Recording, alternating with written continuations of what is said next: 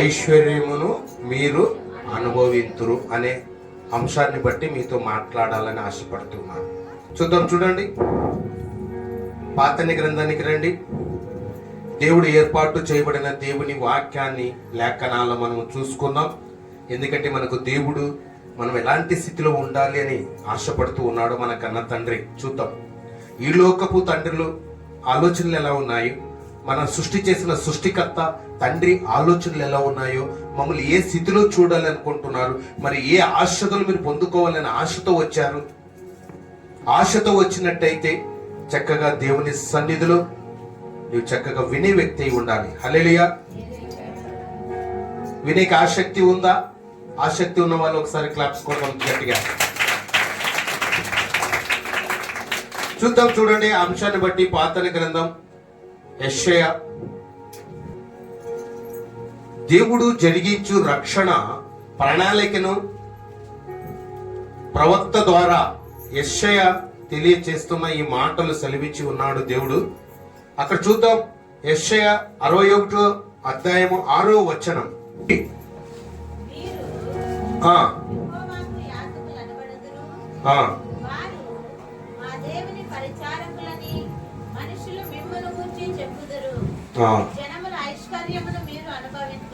ఏమనుభవించుతున్నట్టమా? ఐశ్వర్యం. ఎవరిస్తారండి? మీ బంధువులు ఇస్తారా? స్నేహితులు ఇస్తారా? ఎవరిచ్చేవాళ్ళు? దేవుడు ఇచ్చేవాడై ఉన్నాడు. ఆశీర్వాదము ఐశ్వర్యం ఇచ్చును. చప్పట్లు కొడదాం దేవుని భయం కొరకు. ఏమిస్తాడంట దేవుడు? ఐశ్వర్యం ఇస్తాడు, ఆశీర్వాదములు ఇస్తాడు, ఐశ్వర్యమును ఇచ్చేవాడై ఉన్నాడు. ఆ అంశాన్ని మనం చెప్పుకున్నాం కదండి. మరి మీరు పొందుకునే రెడీ ఉన్నారా? మరి పొందుకున్న వ్యక్తి ఉండాలని దేవుడు మనందరితో మాట్లాడుతున్నాడు. ఆయన మనసును కొంత అచ్చట కొంత ఇచ్చట నా మనసును ఉంచాను. మీరు పరిశీలన చెయ్యండి, పరిశోధనలోకి వెళ్ళండి, బైబిల్ లేఖనాలు చదువుకోండి అని ఆయన మనసును మనం తెలుసుకుందాం. ఇక్కడ మరి ఇప్పుడు ఏమంట? యెహోవా ఆశీర్వాదము ఐశ్వర్యమును ఇచ్చేవాడై ఉన్నాడు. ఎవరికి? నరులకి ఇచ్చేవాడై ఉన్నాడు. నరులంటే మీరు ఎందరు ఎవరండి? నరులే కదా. మరి మీరు మీకనా ఎవరికి ఇచ్చాడు ఆయన? మీరే పొందుకోవాలి. ఎందుకు పొందుకోవాలంటే మీ కష్టార్జితమును మీరు నేను ఇవ్వడం వాళ్ళకి పెద్దది కాదు. వాళ్ళు ఎంతో కష్టపడ్డారు, ఎంతో బాధలు పడ్డారు, ఎంతో నా బిడ్డలు నా కొరకు వాళ్ళు మంచి పేరు సంపాదించుకుంటారు, ఎన్ని అవమానాలు పొందుకుంటూ ఉన్నారు, ఎంత నిందలు వేసుకుంటున్నారు, ఎంత దూషణ పనులు అవుతూ ఉన్నారు. కానీ వాళ్ళకి కష్టార్జితముని నరులకి నేను ఇవ్వవలసిన ఆశలను, నేను ఐశ్వర్యను నా బిడ్డలకు ఇవ్వాలని ఆశ ఎదురు చూస్తూ ఉన్నాడు కన్న తండ్రి. హల్లెలూయా. పరిశుద్ధాత్మ దేవుడు హల్లెలూయా దేవునికి మహిమకరంగా జీవించే ఈ మానవుల కొరకు ఆయన ఆశలు, ఆయన ఐశ్వర్యం ఇచ్చేవాడై ఉన్నాడు. ఈ ఉదయ సమయములో ఈ రోజు మీరు పొందవలసిన విషయాలు, పొందుకోవలసిన ఆశలు, దీవెనలు ఆయన ఇచ్చేవాడై ఉన్నాడు. హల్లెలూయా. ఎంత చక్కటి మాట. మరి ఈ మాటను మనకి ఏమిచ్చాడంటే యెహోవా ఆశీర్వాదమును ఐశ్వర్యమును ఇచ్చేవాడై ఉన్నాడు. మరి ఇప్పుడే ఆ మాట చదువుమా. ఇప్పుడు యెషయా గ్రంథం 61:6 వచనం.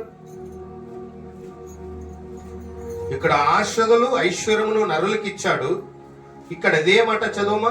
ఏమై ఉన్నారంట? యాజకులు అనబడుదురు. వారు మా దేవుని పరిచారకులను మనుషులను మిమ్మును గూర్చి చెప్పుదురు. జనులలో ఐశ్వర్యమును మీరు అనుభవించురు. చప్పట్లు కొడదాం దేవునికి ఒక మహిమకరంగా. ఏమంట? మీరు యెహోవాకు యాజకులు అనబడుదురు. యాజకులు అంటే ఎవరు? బోధకులని కూడా మనం అనవచ్చు. ఎస్ఆర్లో అండి బోధకులు అనవచ్చు. ఇప్పుడు నేను బోధిస్తున్నానే బోధకుడు అనుకోవచ్చు. అక్కడ ఏమంటున్నాడు? మీరు యెహోవాకు యాజకులు అనబడుదురు. వారు మా దేవుని పరిచారకులని. చూసావే కింద వచ్చేసింది ఏమంట? పరిచారకులు. పై వచ్చిన నుండి ఇక్కడ క్లారిటీ వచ్చిందా? చదువుమా. పరిచారకులను మనుషులను మిమ్మును గూర్చి చెప్పుదురు. జనులను ఐశ్వర్యమును మీరు అనుభవింతురు. ఎవరంట? అక్కడ నరులు అన్నాడు, ఇక్కడ ఏమన్నారు? జనులు అధికులు అన్నాడు. అక్కడ కింద వచ్చి నువ్వు ఏమన్నాడమ్మా? పరిచారకులు, మనుషులను గూర్చి అక్కడ ఏమంట? జనులు ఐశ్వర్యమును మీరు అనుభవింతురు, వారు ప్రభావమును పొంది అతిశయపడుదురు. హల్లెలూయా. ఏం పొందమన్నాడు అక్కడ? నరులకు ఇచ్చి ఉన్నాడు ఆశ్రదములు ఐశ్వర్యమును ఇచ్చిన వాడు. అక్కడ ఎక్కడ? అక్కడ సామెతలో చూసుకున్నాం. ఇక్కడికి యెషయా దగ్గరికి వచ్చేసరికి ఇక్కడ ఏమంటున్నాడు? నరులకి జనులకు ఐశ్వర్యమును మీరు అనుభవింతురు. మీరు మరొక మాట మీకు గుర్తు చేస్తూ ఉన్నాను, చూద్దాం. చూడండి, అక్కడే రోమీలకు 5 విషయాలు 5 మాటలు మీతో మాట్లాడాలని ఆశపడుతూ ఉన్నానండి. ఇప్పుడు 2వ మాటలు చెప్పుకున్నాం, ఇంకా 3 మాటలు ఉన్నాయి. మొట్టమొదటి మాట ఏంటంట? ఆశ్రదమును ఐశ్వర్యమును ఇచ్చిన వాడు దేవుడు, మీరు నరులకు ఇచ్చి ఉన్నాను అంటున్నాడు. ఇక్కడికి 2వ మాటకి ఏమో ఏమంటామా? జనులకు ఐశ్వర్యమును ఇచ్చేదను వారు అనుభవింతురు అనే మాట విన్నాము. 2వ మాట. ఈ 3వ మాటలో మనం వెళ్దాము. చూడండి, రోజులైన పౌలు గారు రాసిన పత్రికలో చూద్దాం. చూడండి, రోమా 11వ అధ్యాయం 12వ వచనం చదువు. వారికి రోషము పుట్టుటకై వారి త్రోటు పాటు వలన అన్య జనులకు రక్షణ కలుగును. వారి త్రోటు పాటు లోకమునకు లోకమునకు ఏమి ఇచ్చాడటప్ప? ఐశ్వర్యమును. వారి క్షీణ దశ అన్య జనులకు ఐశ్వర్యమును అయిన ఎడల వారి పరిపూర్ణత ఎంత ఎక్కువగా ఐశ్వర్యమును. హల్లెలూయా. ఏమంటున్నాడు ఇక్కడ? ఏమంటున్నాడు? రక్షణ కలుగును. రక్షణ అనే అక్కడ వారి లోటుపాట్లు చూడండి. అక్కడ లోకమునకు ఐశ్వర్యమునిచ్చును. లోకంలో ఎవరున్నారు? మానవులు ఉన్నారు. ఏమిచ్చాడట దేవుడు? ఐశ్వర్యమునిచ్చి వాడై ఉన్నాడు. అక్కడ ఐశ్వర్యమునిచ్చిన వాడై ఉన్నాడు. లోకములో ఉన్న మానవులందరి కొరకు అక్కడ ఏమంటున్నాడు? అక్కడ అన్య జనుల గురించి మాట్లాడుతున్నాడు. లోకమునకు ఐశ్వర్యమును వారికి అన్య జనులకు ఐశ్వర్యమును అయిన ఎడల వారి పరిపూర్ణత ఎంత ఎక్కువగా ఐశ్వర్యకరమగును. హల్లెలూయా. ఇక్కడ మన ఐశ్వర్యమును ఇచ్చువాడై మన కన్న తండ్రి అనే మాటలు మనం వింటూ ఉన్నాం. ఇది 3వ మాటగా రక్షణ అనే ఆశీర్వాదమును పొందుకున్న వ్యక్తులై మనకు కనిపిస్తూ ఉన్నారు. మరి అక్కడ మనకు ఇంకొక మాట మనకు కనిపిస్తుంది. దేవుడు ఏం చెప్తున్నాడంటే, మీకు ఆశీర్వాదాలు ఇచ్చేవాడు నేనే, రహస్యమైన నిధులను నేను నింపి ఉన్నాను, మీ కొరకు శ్రద్ధ ఉంచి ఉన్నాను, దాచిపెట్టి ఉన్నాను. నా సహోదరుడా, నా ప్రియాతి ప్రియ బిడ్డలారా, మీరు ఆ రహస్యాన్ని మీరు తెలుసుకోండి. నేను చెప్పబోయే మాట మీద మీరు లక్ష్యం ఉంచండి. మీకు మేలుకరంగా దీవెనకరంగా నేను నింపేవాడే ఉన్నాను. సహోదరుడా, ఎంత చక్కటి మాటలు మన కన్న తండ్రి మిమ్మల్ని ఆస్వాదించిపోతూ ఉన్నాడు, మిమ్మల్ని మేలుకరంగా నింపబోతూ ఉన్నాడు, ఈ భూమి పైన వర్ధిల్లేటట్టుగా చేస్తూ ఉన్నాడు. ఆయన రహస్యమైన నిధులు నీకు నింపేవాడే ఉన్నాడు. ఏది కొదువు లేకున్నాడో కొదువు తీర్చేవాడై ఉన్నాడు. ఇరుకులతో ఇబ్బందులతో మీరు బాధపడుతున్నప్పుడు ఆకాశం నుండి కన్న తండ్రి చూస్తూ ఉన్నాడు. అందుకే మిమ్మల్ని లేవనెత్తాలని, మీ ఆశలు ఆర్థిక ఇబ్బందులు తొలగించాలని ఒక ఆలోచనతోనే దేవుడు ఏం చేస్తున్నట్ట? నిన్ను ఆశీర్వాదమును ఐశ్వర్యమును ఇవ్వబోతూ ఉన్నాడు. హల్లెలూయా. మరొక మాట మీకు తెలియజేస్తూ ఉన్నాను. చూద్దాం. చూడండి, అక్కడ మొదటి అపోస్తలుడైన పౌలు గారు కొరింథీయులకు రాసిన మొదటి పత్రిక 4వ అధ్యాయము 8వ వచనంలో కూడా ఒక మాట మనకు కనిపిస్తుంది. ఇదివరకే మీరేమియో కొదవలేక తృప్తులైతిరి. హల్లెలూయా. ఏమంట? ఇదివరకే. అర్థమైతే మాటలు? ఇదివరకే మీరు ఏమై ఉన్నారట? కొదవలేక ఉన్నారు. ఎక్కడ సార్? అన్ని కొదవలే ఉన్నాయి సార్. మా కష్టార్జితం కూడా మా చేతికి రాకున్నట్టు ఉంది సార్. దేవుడిచ్చిన ఆశీర్వాదాలు, ఆయన ఇచ్చిన మహిమను మానవులు పొందలేకపోయారు కాబట్టి మీకు కొదవ వచ్చేసింది, కరువు వచ్చేసింది, మీ కష్టాలు వచ్చేసాయి. మన మూల పురుషుడు చేసిన ఘనికారమును బట్టి మీ అందరూ కష్టపడే పరిస్థితులకు తీసుకొని వచ్చిన సమస్య. అవునా కదండి? హల్లెలూయా. ఆయన ఇచ్చేశాడు. ఏది కొదవ లేకున్నట్టు ఉండాలని, నా బిడ్డలు ఎల్లప్పుడూ ఆనందంగా ఉండాలని, ఆ సంతోషంగా ఉండాలని, ఏది కొదవ లేకున్నట్టు ఉండాలని. ఇక్కడ నా తండ్రి ఏది నా బిడ్డలు ఆశీర్వాదమును ఐశ్వర్యము నేను ఇచ్చి ఉన్నాను.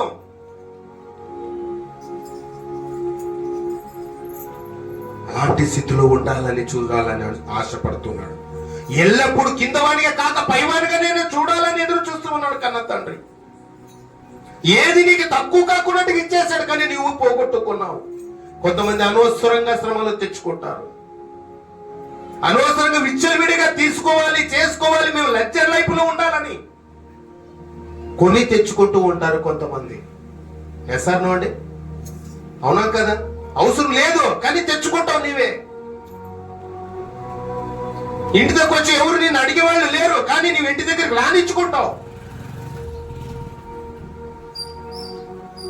అవునా కదా? దేవుడు చెప్పిన మాటలు శ్రద్ధగా మీరు విన్నట్టయితే నీకు కొన్ని ఏవి వేస్ట్, ఏది మంచివి, ఏది చెడ్డవి నీకు తెలుస్తుంది. మనోనేత్రం గుడ్డితనం కలగజేసింది కాబట్టి ఆ సమస్యలు గుండా వెళ్తూ ఉన్నావు. మనోనేత్రం వెలిగించబడాలంటే దేవుని వాక్యమే నీకు ఆధారమై ఉండాలి. నీ వాక్యమే నన్ను ఆయన బ్రతికించు ఉన్నాడు. నీ వాక్యమే నన్ను బ్రతికించుచున్నది.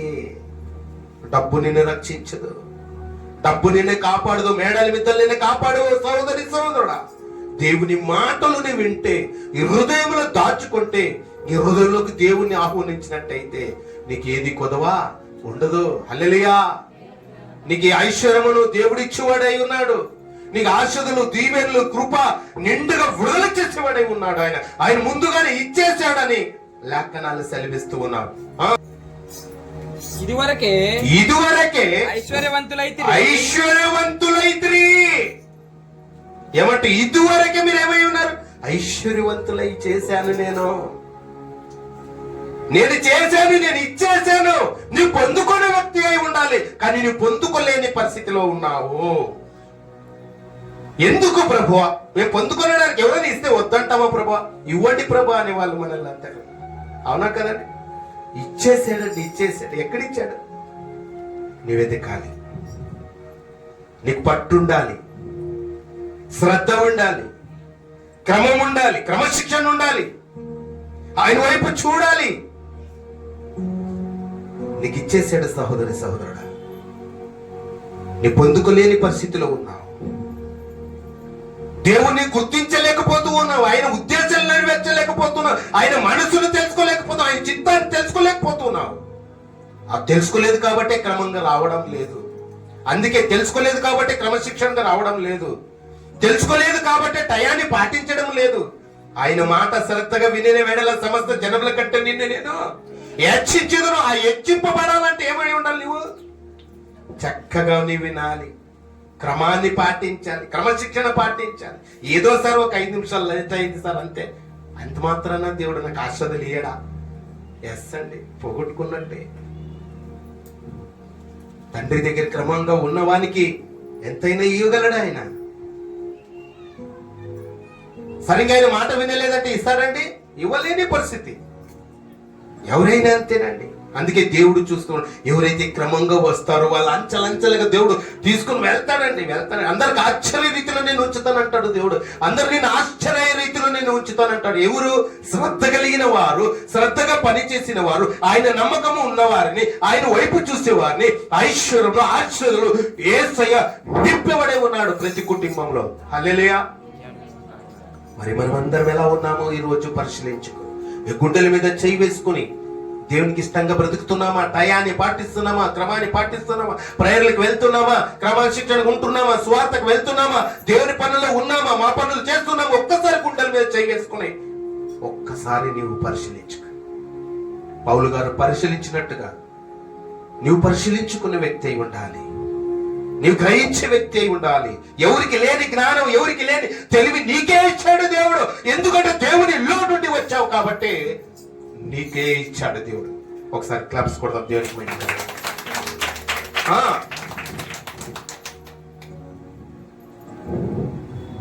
ఇదివరకే ఐశ్వర్యవంతులైతిరి, మమ్మల్ని విడిచిపెట్టి మీరు రాజులైతిరి. అవును మేమును మీతో కూడా రాజులగుమన్నట్లు మీరు రాజులగుట నాకు సంతోషమే కదా. ఏమంట, మీరు రాజులు రాణిలు కావడం నాకి సంతోషమే కదా. నా బిడ్డలు ఎదుగుతున్నప్పుడు నాకు సంతోషమే కదా. నేను ఇచ్చాను కదా. ఏమండి, దేవుడు సంతోషపడుతూ ఉన్నాడు. దేవుడు ఇచ్చేవాడు సిద్ధంగా ఉన్నాడు. ఆయన మీరు పొందుకున్న వ్యక్తులై ఉండాలి. మరి మీరు ఎలా ఉన్నారో ఒక్కసారి చూసుకో సహోదరుడు. ఎలా ఉన్నారో చూసుకో సహోదరుడా. మన ఊరికే క్రైస్తవులని చెప్పుకుంటే సరిపోదు, గాని ఆయన క్రమంగా ఉన్నామా, ఆయన చిత్త ప్రకారంగా ఉన్నామా, వారమంతా మేము వాక్యం విన్నది మరి పాటిస్తున్నామా లేదా, క్రమంగా ఉన్నామా, క్రమశిక్షణగా కలిగి ఉన్నామా లేదా, మీరు చెక్ చేసుకున్న వ్యక్తులై ఉండాలి. అలా క్రమంగా ఉన్న వారిని రాజులుగా చూడాలనుకుంటున్నాడట, రాణిలుగా చూడాలంట. కింది వాడిగా కాదు నా బిడ్డలు, పై వారిగా నేను చూడాలని ఆశపడుతూ ఉన్నాడు కన్న తండ్రి మన దేవుడు. హల్లెలూయా. చూసావా ఎంత మాట, చక్కటి మాటను మనకు వివరిస్తూ ఉన్నాడు ఆయన. మనకు అక్కడ ఇంకొక మాట చూద్దాం. చూడండి, 2వ కొరింథీకి రండి, 4వ అధ్యాయం 7వ వచనం. అయినను ఆ బలాధిక్యము మా మూలమైనది కాక దేవుని అందై ఉండినట్లు మంటి ఘటములలో ఈ ఐశ్వర్యము మాకు కలదు.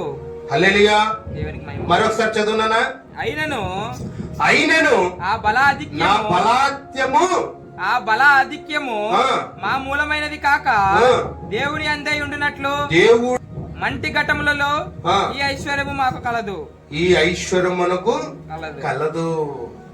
ఈ ఐశ్వర్యం మనకు కలదు అనే మాట మనకు కనిపిస్తూ ఉంది అక్కడ. బలమును ఐశ్వర్యమును దేవుడు ఇచ్చినట్టుగా మనము చూస్తూ ఉన్నాం అక్కడ. ఎంత చక్కటి మాట అండి. అక్కడే సామెతలకు రండి. ఇప్పుడు చదువు. సామెతలు 10వ అధ్యాయం 7వ వచనంలో ఒక మాట కనిపిస్తుంది చూడాలి. నీతిమంతును జ్ఞాపకము చేసుకున్నట ఆశీర్వాదకరమగును. భక్తిహీనుల పేరు అసహ్యత పుట్టించును. హల్లెలూయా. ఏమంట, నీతిమంతులు ఏమయ్యారంట, దేవుని మాట విన్నారు ఏమయ్యారంట, నీతిమంతుని జ్ఞాపకము చేసుకున్నటే ఆశీర్వాదం అంట. చూసావా, మరి మీరు నీతిమంతులుగా తీర్చబడ్డారు. యేసు రక్తములో కడగబడి నీతిమంతులుగా, నిష్కళంకము లేని వారుగా, యేసు రక్తంలో కడగబడిన వారుగా మీరు ఉన్నారు. మరి నీతిమంతులని దేవుడు పిలుస్తూ ఉన్నాడు. నేను పరిశుద్ధుడు గనక మీరును పరిశుద్ధులై ఉందురు. అప్పుడు పరిశుద్ధులు అన్నప్పుడు ఏమైతుందండి, నీతిమంతుడే కదండి. ఎస్ఆర్నో అండి. చూసావా ఎంత చక్కటి మాట అండి. నీతిమంతులు జ్ఞాపము చేసుకున్నట ఆశీర్వాదకరము. భక్తిహీనుల గురించి మాట్లాడితే ఎంత అసహాయం అండి. నాటకాలు చేసేవాళ్ళ గురించి మాట్లాడితే ఎంత అసహాయం అండి. పేరుకు మాత్రమే క్రైస్తవుడైతే ఎంత అసహాయం అండి. దేవునికి ఇష్టమైన వారు లేకపోతే ఎంత అసహాయం అండి. పేరుకు మాత్రం క్రైస్తవుడుగా ఉంటే ఎంత అసహాయం అండి. దేవునికి ఇష్టంగా బ్రతకలేకపోతే ఎంత అసహాయం అండి. అర్థమవుతున్నాయి నా మాటలు. ఎంత చక్కటి మాటలు దేవుడు మనతో మాట్లాడుతున్నాడు. మరి నీవు అసహాయంగా భక్తిహీనంగా ఉన్నావా, నీతిమంతుడుగా ఉండాలనుకుంటున్నావు? ఒకప్పుడు నీవు నీతిమంతుగా లేదేమో, నీ జీవితం అలాంటి కలవెసరులతో నిండిన హృదయంగా ఉన్నావేమో. ఇప్పుడే దేవుని మాటని విన్నప్పుడు నీతిమంతులుగా తీర్చబడతారు. ఆమేన్. ఇప్పుడే ఇదే అనుకూల సమయం, ఇదే రక్షణ దినం, ఇదే సమయంలోనే నీవు ఒప్పుకొని, నీ నోటితో నీ పాపాలు ఒప్పుకొని విడిచిపెట్టిన వాడు వర్ధిల్లును. చప్పట్లు కొడతాం దేవుని మహిమ. వర్ధిల్లాలంటే ఏం చేయాలి? నీ నోటితో ఒప్పుకోవాలి, విడిచిపెట్టాలి. అపోస్తలుడైన పౌలు పెంటతో సమానంగా ఎంచుకున్నాడంట, ఎనికి తోసివేశాడంట. చూసామా? యోబు ఎలాంటి వాడంట? యథార్థవంతుడు, నీతిమంతుడు, జటతనమును విసర్జించిన వాడు, దూరపరుచుకున్నవాడు. నా దగ్గరికి రాకూడదు, నేను పరిశుద్ధంగా ఉండాలి, నీతిమంతునిగా ఉండాలి, దేవునికి ఇష్టంగా ఉండాలి, నేను యథార్థంగా ఉండాలని దేవుడు కోరుకుంటూ ఉన్నాడు దేవుణ్ణి. యోబు గారు ఎన్ని సమయాలు రాలేదండి? ఇబ్బందులు ఎదుర్కోలేదా? ఇంటి వారితోనే ఎదుర్కోలేదా? కొడుకులతోనే ఎదుర్కోలేదా? భార్యతోనే నిందలు పడలేదండి? చూసావా? ఒక లోకమే ఇంట్లోనే ఉంటుందండి. ఇండ్లే ఒక సముద్రం. ఇంటిలో ఏం చెప్తారంటే పెద్దలో ఒక సామెత, సముద్రంలోనన్నా ఈజొచ్చురా, సంసారంలో ఈజేది కాదురా అంటారు. అవునా? మరి ఒక లోకమే నీ ఇంటిలో నీ జయించాలి, ఇంట్లో మంచి పేరు తెప్పించుకోవాలి, మంచి భర్తగా ఉండాలి, మంచి భార్యగా ఉండాలి, మంచి తల్లిదండ్రులకు పిల్లలై ఉండాలి, కుమారులు కుమార్తెలు తల్లిదండ్రులకు సంతోషం పెట్టేవారండి. టోటల్ కుటుంబం అంతా దేవుని మహిమ కోసము బ్రతకాలి. బ్రతుకుట క్రీస్తే, చావైతే లాభం అన్నట్టుగా ఉండాలి. అప్పుడే నీవు ఆశీర్వాదాలతో నింపబడతావు, అప్పుడే దీవెనలతో నింపబడతావు, అప్పుడే నీకు నీ ఆశీర్వాదమును ఐశ్వర్యమును యేసుక్రీస్తు ప్రభు మన కన్న తండ్రి ఇచ్చేశాడు మీ అందరికీ. సహోదరి సహోదరుడా, ఈ ఉదయ సమయంలో దేవుడు, పరిశుద్ధాత్మ దేవుడు మీ అందరితో మాట్లాడుతున్నాడు సూటిగా. నీ జీవితం సరిలేదేమో, సరి చేసుకో. నీ బ్రతుకు మారలేని స్థితిలో ఉన్నావేమో, ఈ రోజే మార్చేసుకో. అందుకే నీకు ఆశీర్వాదాలు రావు, అందుకే దీవెనలు రావు, అందుకే ఆయన కృప రాదు. ఆయన దీవెనలు ఆశీర్వాదాలు నిండుగా ఇచ్చేసాడని లేఖనాలు ముందుగానే సెలవిచ్చి ఉన్నాడు. హల్లెలూయా. అందుకే ఆయన మనసును కొంత అచ్చట కొంత ఇచ్చట నా మనసును ఉంచాను, మీరు పరిశీలించి పరిశోధన చేసి మహా జ్ఞానమును నేర్చుకోండి అని. చూసేవా ఎన్ని వచనాలతో మాట్లాడుతున్నాడు అక్కడ. సామెతల ద్వారా మాట్లాడాడు, యెషయా గ్రంథంలో మాట్లాడాడు. అలాగే చూసుకున్నట్టయితే మరి రోమియోలో రాసి ఉన్నాడు, కొరింథీలో రాసి ఉన్నాడు. ఏమండి? అక్కడక్కడ కొంత అచ్చట మనసు ఉంచానన్నది కరెక్టా కాదండి? ఎస్ ఆర్ నో అండి? చప్పట్లు కొట్టు మరి ఎస్ అయితే. హల్లెలూయా. ఎంత చక్కటి మాట మనకు తెలియజేస్తూ ఉందండి. నీతిమంతులుగా నీవు ఉండాలనుకుంటే, పరిశుద్ధంగా ఉండాలనుకుంటే, నీతిమంతులుగా బ్రతుకుట క్రీస్తే, చావైతే లాభం. ఎప్పుడు పోతామో మనకు తెలియదు, రేపేమి సంభవిస్తుందో నీకు తెలియదు. ఇప్పుడు భార్యాభర్తలు బాగున్నారా? Okay, understanding. నీ కుటుంబాన్ని బాధ్యత నీకు ఇచ్చాడు, నీ పిల్లల బాధ్యతని ఇచ్చాడు. నిద్రలో నుండి లేచావా? అబ్బా, దేవుడు నాకు ప్రాణం ఇచ్చాడు, ఊపిరినిచ్చాడు, బ్రతుకునిచ్చాడు. నేను బాగా చూసుకోవాలి, నా భర్త చూసుకోవాలి, నా భార్య చూసుకోవాలి, నా పిల్లలు చూసుకోవాలి. నేను నిద్రలోకి పోయింటే నా పిల్లలు ఎవరు చూసేవాళ్ళు? నా భర్తను ఎవరు చూసేవాళ్ళు? నా భార్యను ఎవరు చూసేవాళ్ళు? అర్థమవుతున్నాయండి? ఇలాంటి స్థితి మీలో ఉండాలి. అలాంటిది మీరు గుర్తు చేసుకుని నెమ్మది వేసుకుని దేవుని కొరకు బ్రతుకు. దేవుడు నీకు ఊపిరినిచ్చాడు, బ్రతుకునిచ్చాడు. కుటుంబం అంతా కూడా క్షేమంగా ఉండాలని ఆశీర్వాదాలు ఐశ్వర్యంతో నింపబడి ఉన్నాడు. ఆయన ఉద్దేశం నెరవేర్చేవారై మీరు ఉండాలి. ఆయన మనసును నీకు తెలియజేస్తూ ఉన్నాడు. నేను ఎలాంటి స్థితిలో ఉన్నాను తెలుసా? మీకు అన్ని కూడా ఆశీర్వాదాలు ఐశ్వర్యం ఇచ్చి ఉన్నాననే మాటలు మాకు తెలియజేస్తూ ఉన్నాడు. మరి మీరు పొందుకున్న వ్యక్తిగా సిద్ధంగా ఉన్నావా? సిద్ధంగా ఉన్నావా?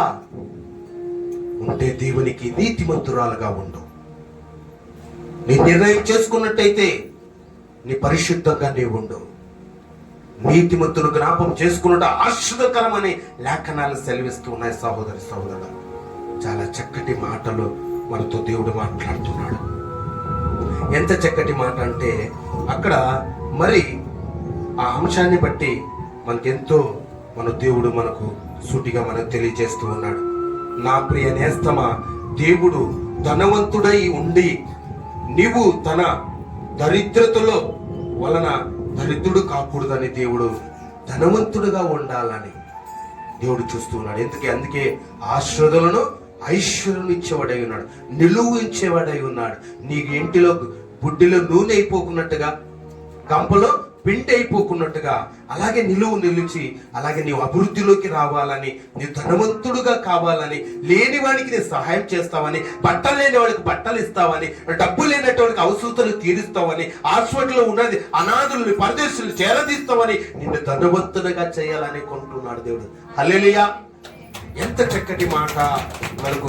ఓ ప్రియ నేస్తమా, కావలసిన వారు నీ నిమిత్తము ఆయన దరిద్రత నుండి నిన్ను నేడు దేవుడు ప్రేమలో ప్రేమించు ఆయనకు అధికముగా ఆశ్రదని అనుగ్రహించబడై ఉన్నాడు.